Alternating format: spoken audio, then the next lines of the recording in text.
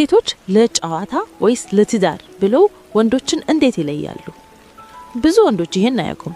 ሴቶች አንተን ለጊዜያዊ መዝናኛ ብቻ የሚሆን ፈን ሰው ነህ ወይስ ህይወታቸውን ካንተና የሚገነቡበት ባለቤት መሆኑን የሚወስኑት በሰከንድ ውስጥ ነው።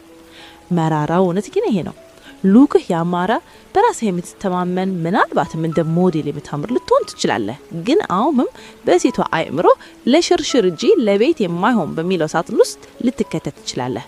ዛሬ ሴቶች ይህን ውሳኔ እንዴት እንደሚያሳልፉ ምን አይነት ባህሪ ከቁም ነገር ተርታ ዲሊት እንደሚያደርግህ እና ሳትለማመጥ ወይም ችግሮችን ሳታባርር እንዴት ከጊዜያዊነት ወደ ዘላቂነት እንደምትሸጋገር አሳያቸዋለሁ። እስከ መጨረሻው ተከታተሉኝ። ምክንያቱም የመጨረሻው ነጥብ ወንዶች ሁሉ ጊዜ ኦፍላይን የሚሆንባት ቸል የሚሏት ነጥብ ናት። ቪዲዮ ከተመቸ ብለህ ጻፍ።